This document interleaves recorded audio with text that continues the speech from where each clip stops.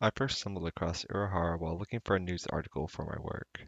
At the time, I was on a mini project where every day, for 20 minutes, we had to find a news article that was on the topic of economics and write a one-sentence headline for the article.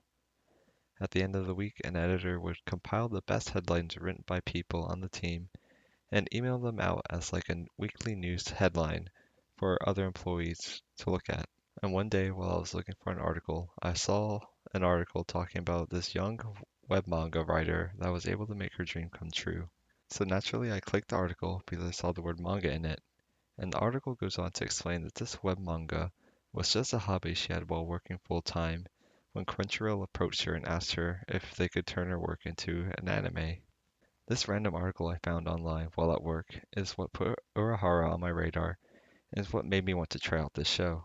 This is a show I wanted to like because of the author's personal story and the great art style, but after finishing the show, it's something that I would not recommend.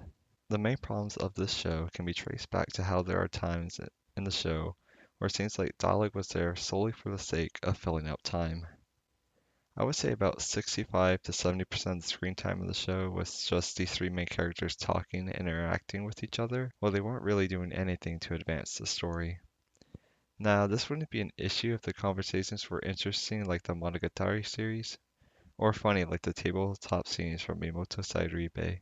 But because of how dull and prolonged the conversations are, make those scenes really boring to watch and on multiple occasions cause me to drift off in my own thoughts.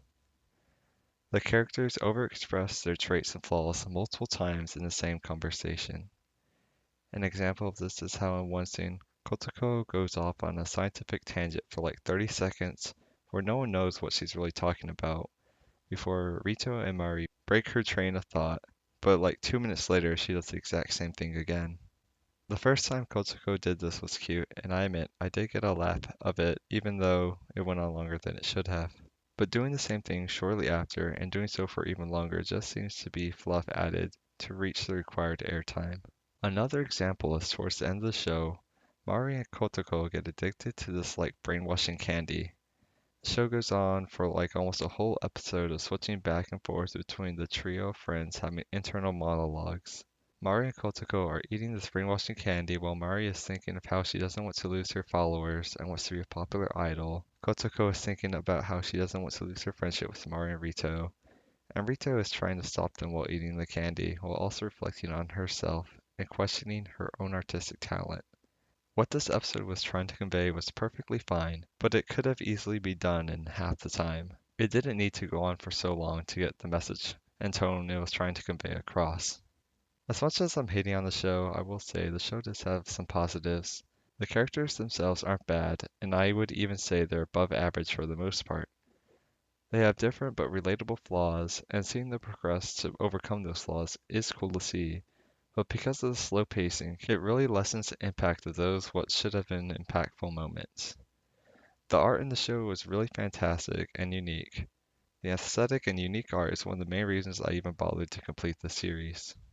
I believe the show would have been much better if they would have just trimmed the fat in the conversations and just made the show short, with each episode being only around 12 minutes. The first 10 to 14 minutes of the show is just the characters and conversation and could have easily been cut down to 6 minutes, while leaving another 6 minutes for them to fight the monsters of the week.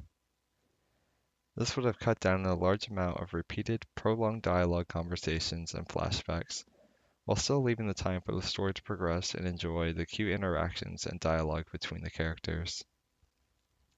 So, what went wrong with Urahara? The show had decent characters and an aesthetically pleasing art style, but was ultimately let down by the writing being unable to keep up with each episode's full-length airtime. This resulted in repetitive, dull dialogue to try and fill up the airtime the show was allotted. Sorry it's taking me so long to make another analysis video, but I've been feeling the post-con sickness from Katsucon. I had also planned to make a sort of vlog and picture montage from Katsucon, but for some reason my phone didn't save like most of the pictures I had, and I didn't want to just make a short video of like the 10 pictures I had from Katsucon in my merch. So yeah, that's why you're not getting a Katsucon vlog. I'm sorry about that, and I thank you all for watching.